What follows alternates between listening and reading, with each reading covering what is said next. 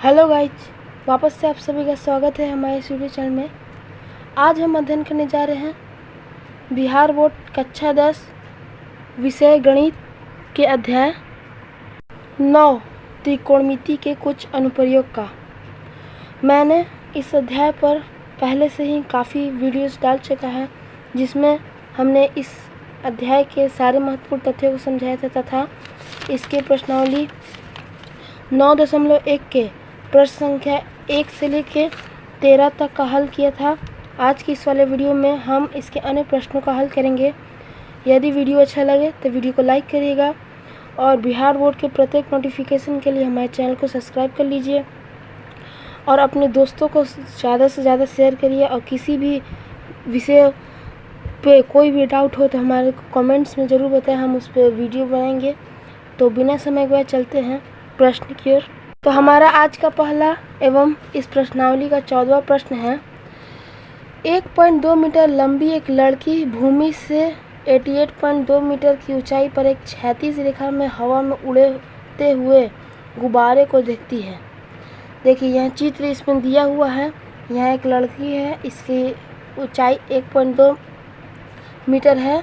ठीक, तो यह एक गुब्बारे को देखती है जो 88.2 मीटर पे उड़ रहा है। ठीक, किसी भी क्षण लड़की के आँख से गुब्बारे का उन्नयन कोण 60 डिग्री है। कुछ समय बाद उन्नयन कोण घटकर 30 डिग्री हो जाता है। मतलब जब वह देखती है यहाँ पे, पहले यहाँ देखती है, ठीक, पास में अपने, तो यह 60 डिग्री का कोण था। ठीक, और जब आँख उसका बंद हुआ थोड़ा ही देर बाद वह गुब्बारा यहाँ से यहाँ चल जाता है और उसका उन्नयन कोण जो हो गया वह 30 डिग्री का हो गया। ठीक, तो इसी अंतराल के दौरान गुब्बारे द्वारा तय की गई दूरी ज्ञात करें, अर्थात हमें यह यहाँ से यहाँ तक का एरिया ज्ञात करना है। ठीक है, तो देखिए यह हमारा प्रश्न संख्या 14। इसमें हमने फिगर बना दिए जो बुक में दिया था, लेकिन बुक में नाम नहीं दिया था हमारा, तो हम इसमें नाम लिख लिए। तो हम लिख लेंगे जो नाम लिखे हैं। माना पहले क्षण में, तो देखिए हमने उतार लिया। माना पहले क्षण में गुब्बारे की स्थिति ए, यहाँ ए, ठीक, फिर दूसरे क्षण में गुब्बारे की स्थिति डी, ठीक, तथा सी लड़की की आँख है, यहाँ पे लड़की देख रही है सी, एवं ए बी बराबर डी ई, मतलब यह जो हमारा ए बी है यह इस डी के बराबर होगा, यह ज़रूर होगा। ठीक, तो यहाँ 87 हम कैसे लिखे हैं, तो देखिए ए बी बराबर डी, तो यहाँ पे हमारा जो यह 88.2 दिया है यह डी ई का नहीं, यह पूरा का लंबाई दिया हमारा, डी से लेके यहाँ नीचे तक का। ठीक, तो इसमें हमें इतना डी ई का लंबाई निकालने खातिर इसको घटाना पड़ेगा। तो इसका लंबाई तो यहाँ दिया है 1.2, तो हम 88.2 माइनस 1.2 करेंगे बराबर 87। ठीक, तो हमारा ए बी और डी ई का मान कितना आ गया 87। अब हम जैसे हर प्रश्न करते हैं दोनों त्रिभुज का मान निकालते हैं वैसे निकालेंगे। तो पहले छोटे वाले त्रिभुज में ए बी सी में तो लिखेंगे त्रिभुज ए बी सी में, त्रिभुज ए बी सी में क्या, तो ए बी हमें पता है, बी सी का मान ज्ञात करना है। ए बी बट्टा बी सी बराबर, यहाँ रुकिए यहाँ हम कोण लिखना भूल गए हैं। बड़ा वाला का है 30 डिग्री कोण और छोटा वाला का है 60 डिग्री। ठीक, तो हम छोटा वाला त्रिभुज में ले रहे हैं, तो इसमें आ जाएगा लंब बटा आधार tan 60 डिग्री। ठीक है, अब ए बी का मान कितना है, ए बी का मान है हमारा 87 बट्टा बी सी का मान ज्ञात करना है। बी सी बराबर tan 60 का मान √3, तो बी सी बराबर 87 बट्टा √3। ठीक, यह बी सी का मान हमें निकल गया। अब हम लेंगे बड़े वाले त्रिभुज में, तो लिखेंगे पुनः त्रिभुज डी ई सी में डी ई बट्टा सी, डी ई बट्टा सी ई, ठीक, बराबर 30 डिग्री का कोण है tan 30 डिग्री बराबर हमारा जो डी है उसका कितना मान है, डी का मान हमारा यहाँ है 87 बट्टा सी का मान ज्ञात करना है, सी बराबर tan 30 का मान 1/√3, सी बराबर 87√3। ठीक, तो अब हमें ना BC का ज्ञात करना था और ना ही हमें CE का ज्ञात करना है। हमें क्या ज्ञात करना है, हमें ज्ञात करना है BE। ठीक, यह BE कैसे निकलेगा, तो B का मान ज्ञात करने के लिए हमें यह जो बड़ा वाला है EC में से यदि हम BC को घटा देंगे तो हमारा क्या बचेगा, BE, और हमें ज्ञात क्या करना है BE। तो लिखेंगे चूँकि BE बराबर CE माइनस BC। ठीक, CE का मान 87√3 माइनस BC का मान 87/√3, यहाँ बट्टे में 1 लिख के बराबर √ 1 के टेबल में √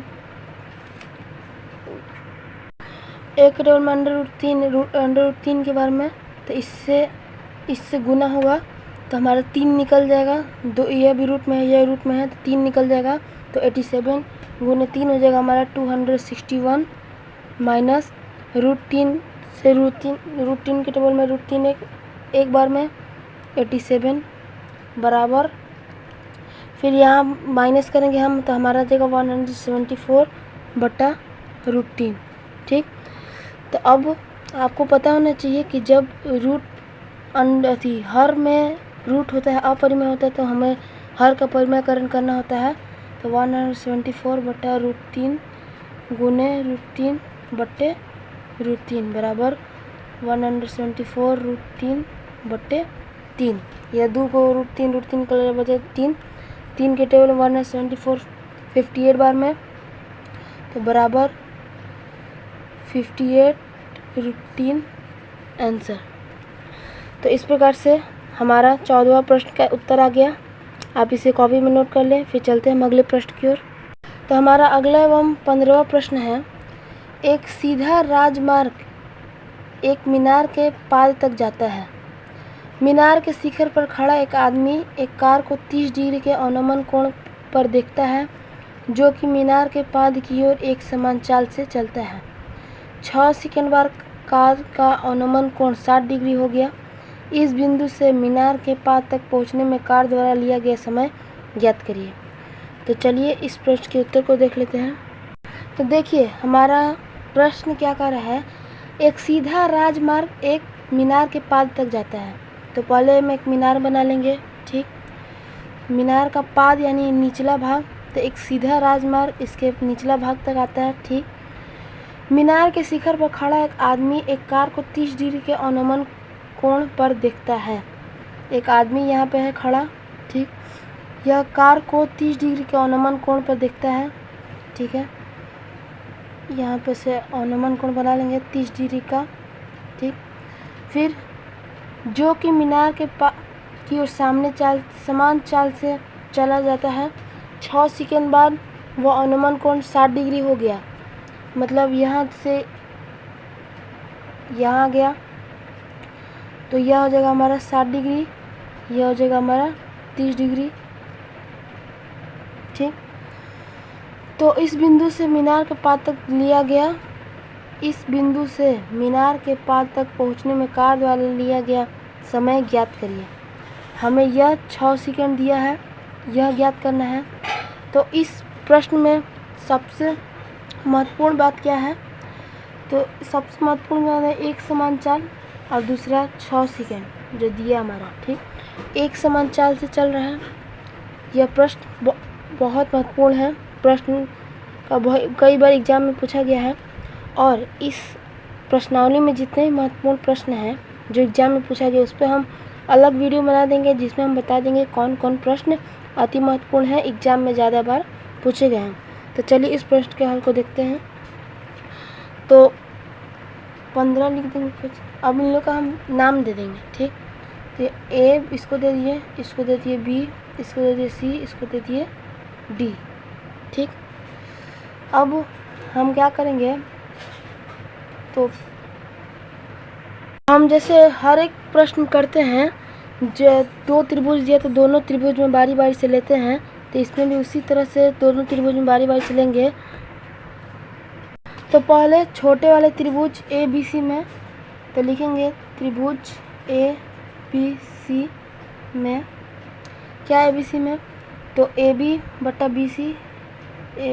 बी सी लंब बटा आधार है, तो tan 60 डिग्री का बैठेगा, tan 60 डिग्री। तो हमें इसमें से किसी का मान नहीं पता है, तो वही लिख देंगे ए बी बट्टा बी सी बराबर tan 60 डिग्री का मान √3। ठीक, अब क्रॉस मल्टीप्लिकेशन करेंगे तो हमारा आ जाएगा ए बी बराबर बी सी √3।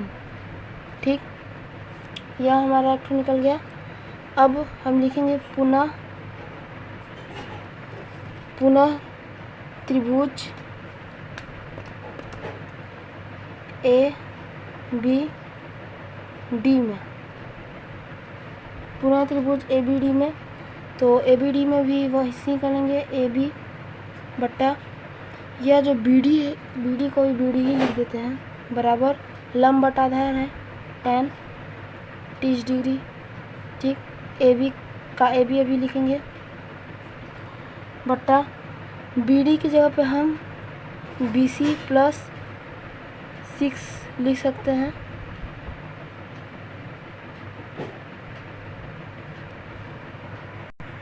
चाहे अभी छोड़ दिए, अभी सी अभी नाम जो है वही लिख देते हैं सी डी। ठीक, बराबर tan 30 डिग्री का मान 1/√3 बराबर A B √3 B C plus C D. ठीक, अब हमारा ए बी का मान ऊपर निकल गया है बी सी √3। ठीक, तो लिखेंगे बी सी √3 गुने √3 बराबर B C plus C D. ठीक, बराबर √3 से √3 गुने का बचेगा 3 बी सी बराबर B C plus C D. ठीक है, अब यहाँ बी सी यहाँ एक छिपा रहेगा, ये प्लस में इधर जाएगा माइनस में, तो 3 B C minus 1 B C बराबर सी डी बराबर 2 बी सी बराबर सी डी। ठीक, तो हम लोग को एक संबंध स्थापित करना था इन दोनों के बीच। ठीक, अब चूँकि यह पहले अब हम लिखेंगे समय की दृष्टि से चूँकि गाड़ी एक समान चाल से चल रही है। अब गाड़ी एक समान चाल से चल रही है, तो यहाँ जो चाल रहेगा वहाँ ही गाड़ी का भी चाल वही रहेगा।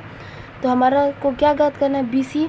तो बी सी हमारा क्या रहा है, तो यह गुना में 2 है, तो इधर जाएगा तो बी सी बराबर सी डी बट्टे 2। ठीक, अब बी सी बराबर सी डी का मान क्या है समय की दृष्टि से 6 सेकेंड, 6 बट्टा 2 बी सी बराबर 3 सेकेंड आंसर। तो इस प्रकार से हमारा 15वां प्रश्न का भी उत्तर आ गया। अब चलते हैं अगले प्रश्न की ओर। हमारा अगला एवं इस प्रश्नावली का अंतिम प्रश्न 16वां है। मीनार के आधार से एक सरल रेखा में 4 मीटर और 9 मीटर की दूरी पर स्थित 2 बिंदु से मीनार के शिखर का उन्नयन कोण पूरक कोण है। सिद्ध कीजिए कि मीनार की ऊंचाई 6 मीटर होगी। यह प्रश्न भी अति महत्वपूर्ण है, तो चलिए इस प्रश्न को भी समझ लेते हैं। तो देखिए, यही आपको प्रश्न कह रहा है कि एक मीनार है, उसके आधार से एक 9 मीटर की दूरी पर बिंदु है और एक 4 मीटर की दूरी पर बिंदु है। ठीक, इस प्रश्न में किसी प्रकार का कोण नहीं दिया है, इसमें हमें कोण भी खुद से निकालना है। और ये इसमें जो सिद्ध करना है क्या कि इसका ऊंचाई जो है वह 6 मीटर होगी। तो इससे में मतलब नहीं है, जैसे हम आंसर निकालते वैसे ही निकालेंगे। यह प्रश्न भी अति महत्वपूर्ण है, एग्जाम में कई बार पूछा गया है। तो पहले इनका नाम दे देंगे हम ए बी सी डी। ठीक, अब हम कोण कैसे लें, तो हम तो जानते ही हैं कोण का क्या, कोण को इसे संकेत करते थीटा से। तो पहले हम यहाँ थीटा लिख देंगे। ठीक, तो कह रहा है प्रश्न में कि दोनों कोणों का योग जो होगा वह पूरक कोण होगा। पूरक कोण का मतलब होता है दो कोणों के योग का योगफल 90 डिग्री है तो वह पूरक कोण कहलाएगा। अर्थात कोण ए डी बी प्लस कोण ए सी बी बराबर 90 डिग्री। ठीक, तो हम कोण ए सी बी को हम थीटा मान लेंगे, कोण ए डी बी को ए डी बी लिख देंगे प्लस कोण ए सी बी को हम लोग मान लेंगे थीटा बराबर 90 डिग्री। तो ए डी बी बराबर हमारा क्या आ जाएगा, ए डी बी बराबर 90 माइनस थीटा आ जाएगा हमारा। तो यही को मान के हम पूरे प्रश्न को हल करेंगे। चलिए कैसे हल करते हैं देख लीजिए, प्रश्न को ढंग से समझिएगा। ठीक, तो हमारा तो अब थीटा का मान एक निकल गया है, कोणों का दोनों कोणों का मान एक 90 माइनस थीटा है, एक थीटा है। तो चलिए जैसे हम बाकी सब प्रश्नों को करते वैसे ही करेंगे। तो पहले लिखेंगे त्रिभुज ए बी डी में ए बी ज्ञात करना है, बी डी दिया हुआ है बराबर कोण क्या है 90 minus theta, tan 90 minus theta. ठीक, तो हमें इसमें ए बी नहीं मालूम है, बी डी 4 बराबर tan 90 माइनस थीटा का होता है cot थीटा।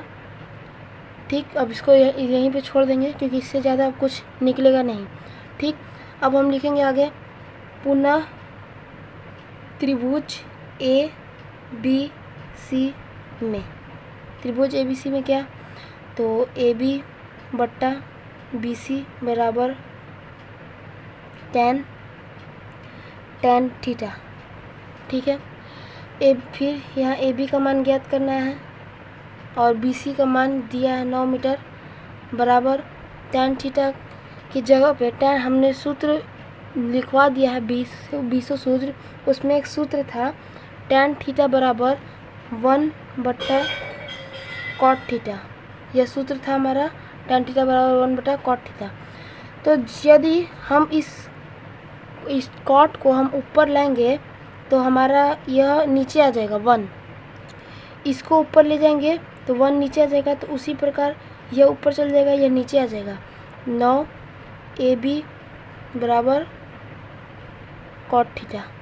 यहाँ समझिएगा हमने क्या किया है, यह जो cot है जो बटा में हर में है उसको हम अंश में ले गए, तो इसको अंश में ले जाएंगे तो जो RHS में किए हैं वही LHS में भी करेंगे।